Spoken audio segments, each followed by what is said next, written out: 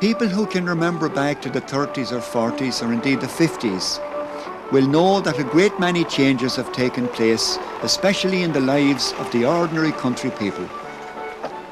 The days of the Ramblin' House, with the telling of stories and the singing of songs, and of course the card games in the houses, these days have by and large disappeared for better or for worse. It was an era of contentment, even though the people didn't have the mod cons of today, and I have no doubt but that if the people of the 90s had to live in the same fashion, many of them would be likely to end up on the psychiatrist's couch. But then, contentment is a relative thing, and in the world of the 40s you worked hard to survive, and it's easy to relax and be contented around a big open fire with a mug of tea and a slice of home-baked bread when one is exhausted after a hard day, and television, video, and indeed radio were unknown. The winter months were an extraordinary time in that the nights were so long. How did a family keep themselves entertained for 5 or 6 hours without the sound of even a radio? Ah yes, sounds. That's where the real change has taken place in rural Ireland. So many of the sounds have disappeared. The sound of the iron-shod cartwheels on the shingle road, the sound of the corncrake on a fine summer night, the sounds of the white crows as they followed the ploughman and his team from headland to headland, the sounds of the calves outside the field gate reminding us that it was feeding time, and of course the autumn and winter sounds of the thrasher.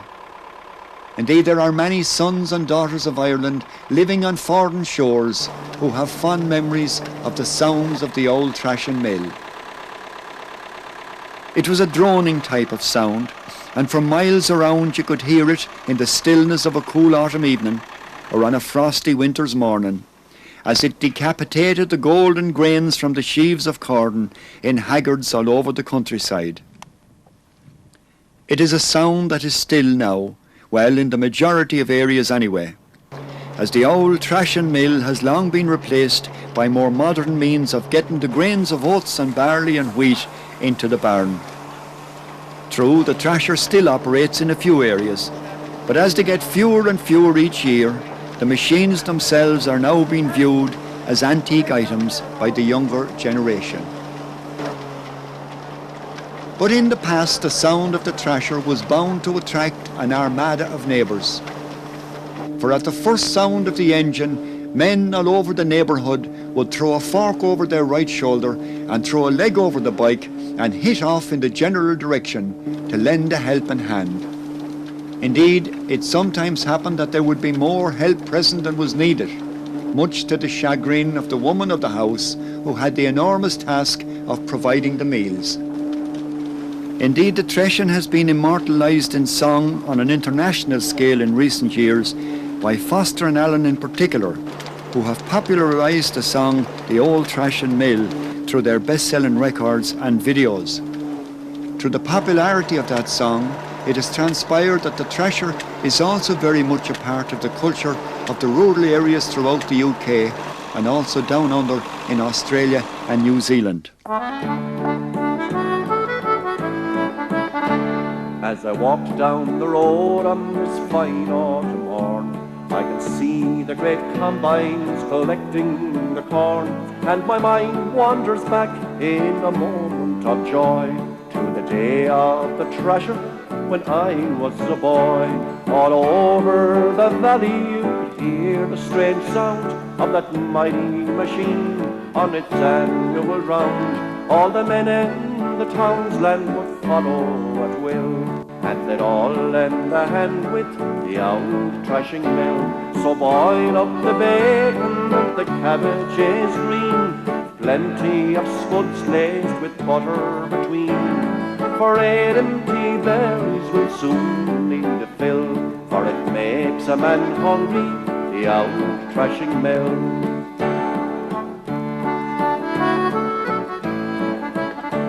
There were 2 on the Thresher and 2 on the stack, and the man with the fork kept the straw flying back. There were bottles of porter and plenty of fags, and old Lardy Andy looked after the bags. Then a few of the boys built the straw in the reek, while the young ones had fun playing hide and go seek. And myself and my brother with the dog and the cats at the time of our life chasing after the rats. So boil up the bacon and the cabbages green, a plenty of spuds laced with butter between. For 8 empty bellies will soon need a fill, for it makes a man hungry, the old thrashing mill.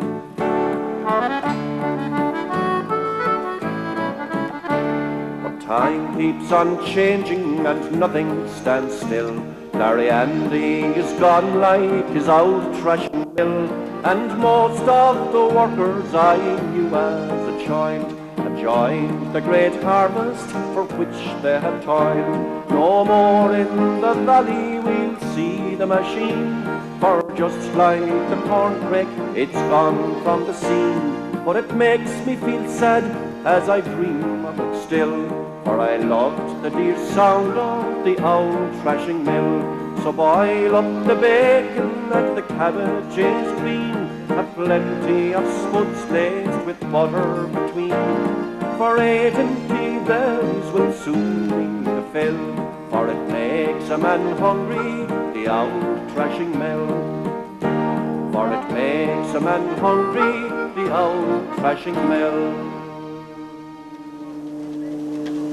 While the picture painted in the song is an idyllic one of bottles of porter and plenty of fags, the thrashing was not always such a labour of love as many of those involved will vouch for.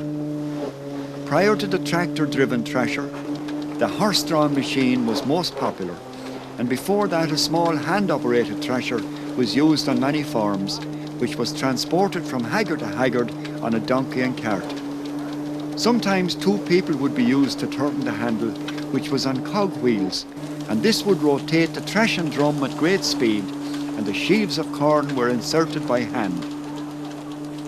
It operated on similar lines to a pulper used for chopping up potatoes and turnips for feeding cattle.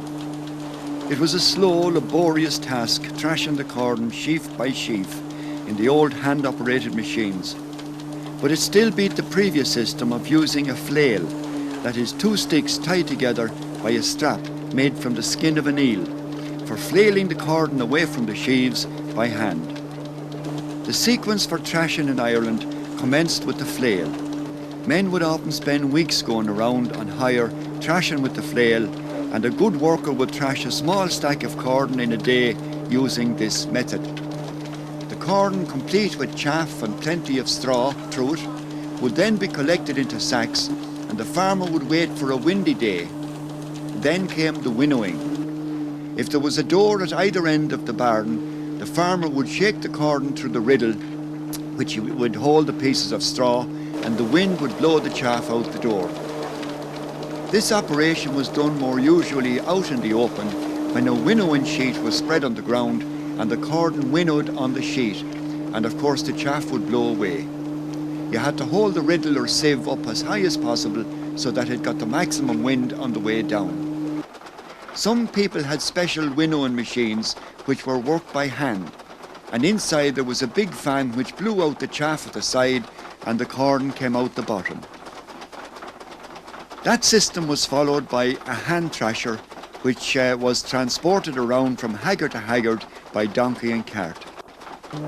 After that came the thresher, which was set up in a garden and operated by 2 horses, who had to keep walking around in a ring in order to keep the mill working. This was very hard work, and sometimes the work was so heavy that a third horse might have to be used. After this, the next type of thrashing machine was operated on a mixture of petrol and TVO, and it would be transported from garden to garden by horses.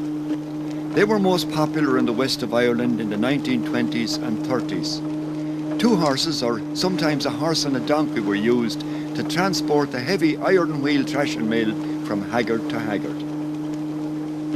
The regular price for thrashing a stack of corn in the 30s and 40s would be about 4 or 5 shillings, that's 20 or 25 pence in today's money. During the World War II years, the thrasher owners often had to purchase fuel for their machines on the black market, which would sometimes be 5 times the normal price.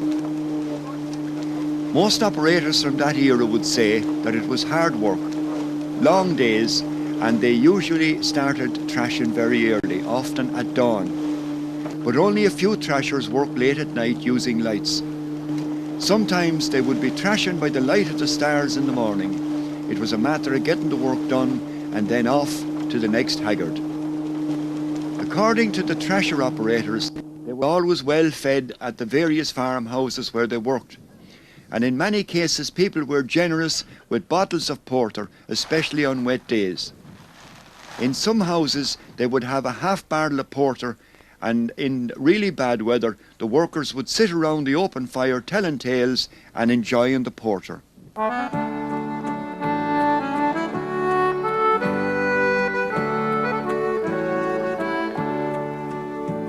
As I walked down London City, neath the sky so dark and grey, I still can hear familiar sounds. My mind keeps drifting away, far across the deep blue ocean and down the old roadway, to hear again the thrashing mill on an Irish harvest day.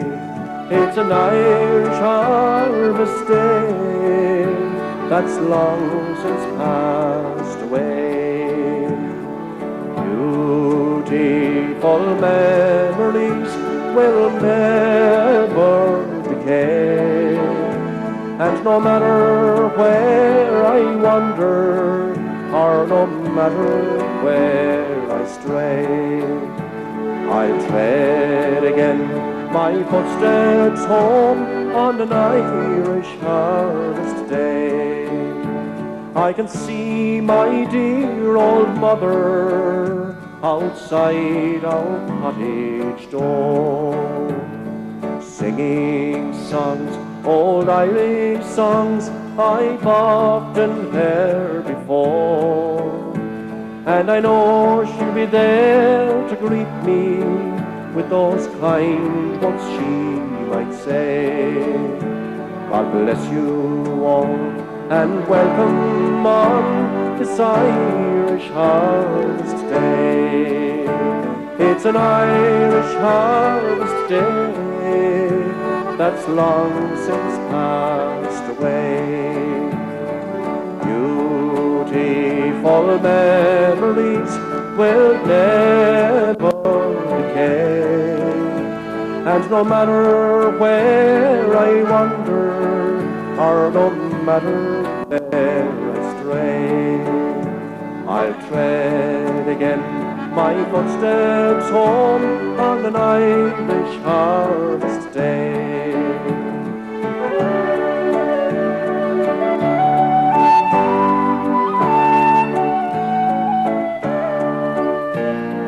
Everything is changed now, there's no one there no more.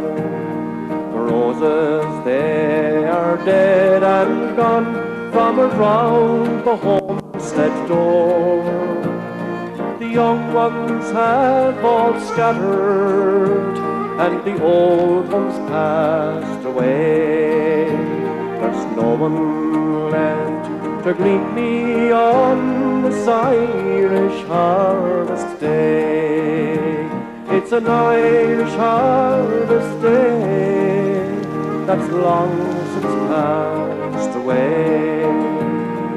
Beautiful memories will never decay, and no matter where I wander, or no matter where I stray, I'll tread again my footsteps home on an Irish harvest day.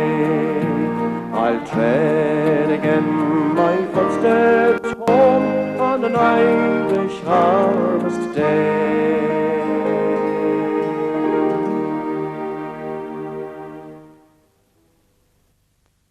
There are, however, stories of areas which were notorious for providing sandwiches at mealtimes instead of the traditional dinner of bacon and cabbage. These houses were well known by the men with the thrashers, and they would arrange to arrive there after dinner and leave for the next farm before dinner the next day. Another way of passing the time on wet days was card playing. Mostly games of 25 in farmhouses with all the neighbours gathered around waiting for the weather to clear so that they could get on with the thrashing. During the days of the horse-drawn thrashers, the operator would often stay over in various houses for up to a week at a time, as this was easier than going home by horseback. Protection against the weather was very poor at that time, and often the thrashermen would arrive on horseback or by bicycle at their place of work drenched to the skin. The thrasher operators worked in close proximity to rats much of the time, but in that era it would be almost unheard of to be told of anyone picking up disease as a result. Stacks of corn would often be alive with rats, according to many thrasher operators. One man who was involved in the thrashing business during the 1940s said that he has vivid memories of a farmer removing the thatch from his stack of corn, and when he did so, he fell down into it, as the rats had been so active during the winter that they had eaten most of the inside of the stack. The beginning of the end for the thrasher was marked by the arrival of the self-binders in the fields of Ireland during the late 1950s. This was quickly followed by the combine harvesters, which did the cutting and thrashing in one operation and in the cornfields, which eliminated the need for making stacks of corn in the haggards. Many of the old thrasher operators, now retired from the business, claimed that the quality of oats was better after the thrasher than with the more modern methods. They claimed that corn which was left in the stacks during winter months had time to season and to dry. On the other hand, they claim that sometimes corn cut by the combine harvester is often harvested too early, and sometimes this may have too much moisture in it if it is harvested too early. But speed of operation has determined that the old ways have given ways to more modern methods of harvesting the corn. With the drift of population from rural areas, the thrashers would no longer be able to draw on the mahel of neighbours to help with the work. Today, the thrashers are fast becoming items of antique value. There were two on the thrasher and two on the stack, and the man with the fork kept the straw flying back. Those scenes as referred to in the song The Old Thrashing Mill are little more than a memory in the mechanised rural Ireland of today.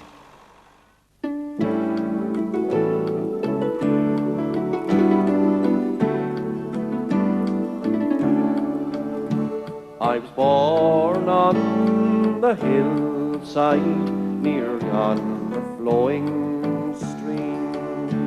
It is deeply pictured in my mind, fond memories, thoughts and dreams.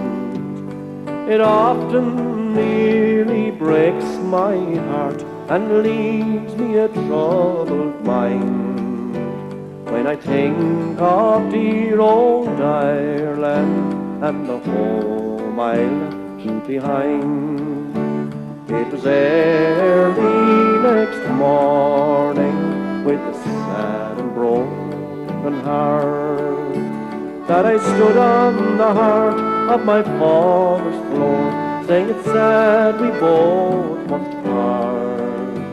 With my mother's arms around my neck and the tears her eyes did blind, that I tore out from her arms in the home I left behind.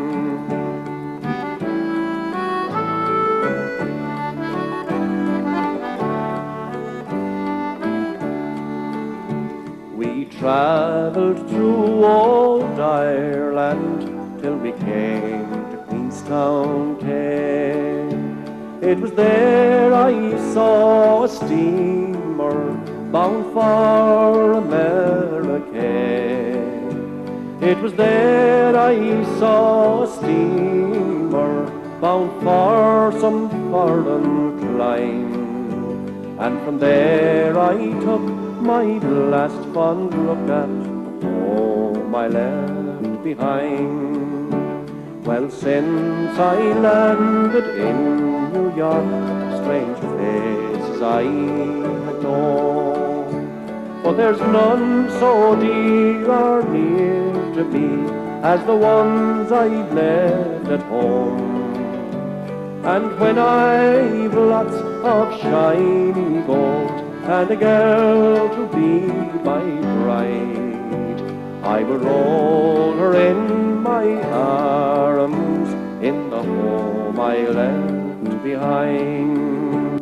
I will roll her in my arms in the home I left behind. It was very interesting to watch the owner of the Thresher, who had skills which were acquired by experience over the years. The first detail to be attended to was getting the Thresher level. If it was not properly levelled, it would not operate effectively, and there would be a danger of the belt flying off and doing serious damage to anyone it happened to hit. In many cases they had large blocks of timber which served the dual purpose of raising a wheel to the desired level and anchoring it at the same time. I can remember men with spades digging away the sod to lower a wheel, or in other cases sinking a large stone for the purpose of rising the wheel. It was vitally important that the correct tension would be applied to the belt, especially so with the large drive belt from the tractor to the Thresher. So some time would be spent on the tractor getting it into the best position, with the belt not too tight in case it would be damaged, or not too loose in which case it would be likely to fly off. The most responsible job on threshing day was feeding the mill. It was a job that not everyone wanted, and indeed it was a job that not everyone would be allowed to do. Teasing out the sheaves and feeding them at the correct speed was very important, and you had to be ever alert, because a stumble or the slightest loss of balance could be fatal when operating so close to the drum of the Thresher. Most of the workers took a certain pride in their respective jobs, and none more so than the man building the reek of straw. Of course, there would be many comments from his fellow workers if the shape wasn't perfect, so great care would be taken to avoid any slagging afterwards.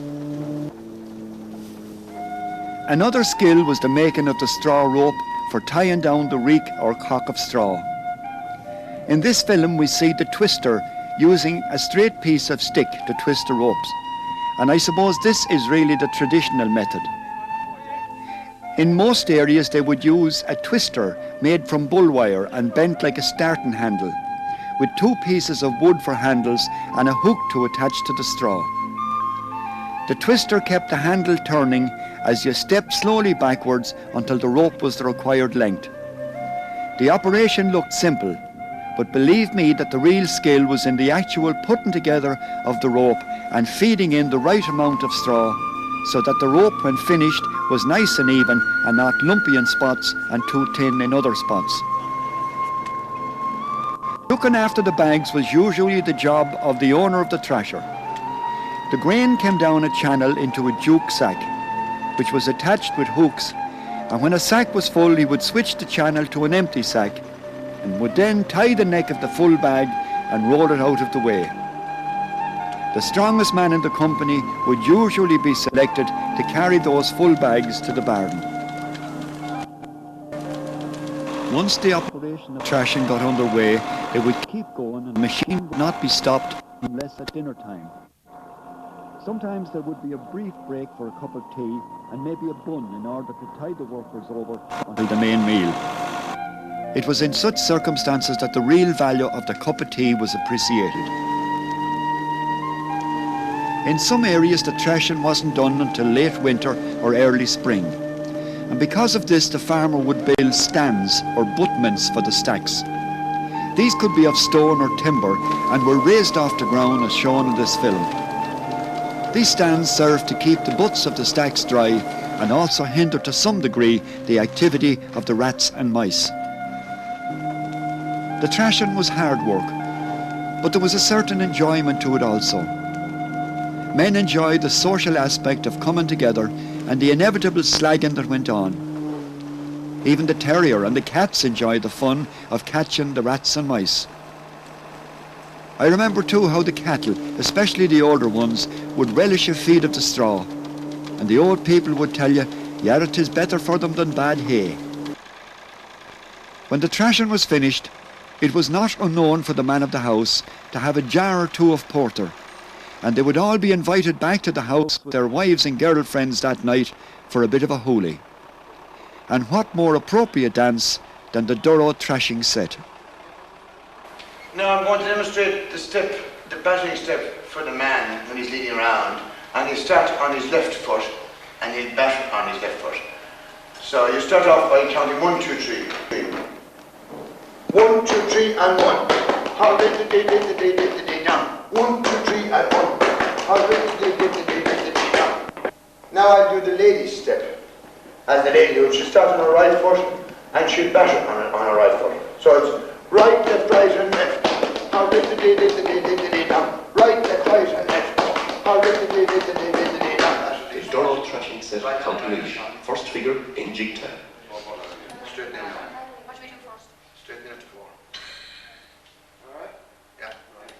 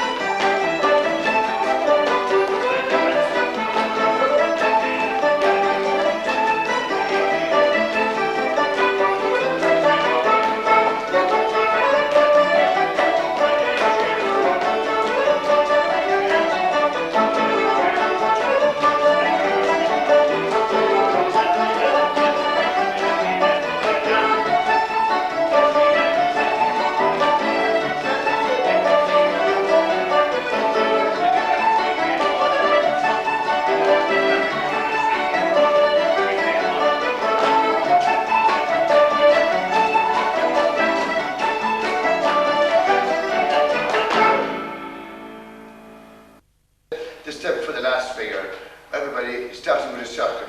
Gents batting on the left foot. So it's like this. You go on your right first and you bat on your left. So you go down, down, back and 1, 2, 3. Down, back and 1, 2, 3. And the ladies will do the other step. They'll go down their left foot first and they'll bat on their right like this. 1, 2, 3.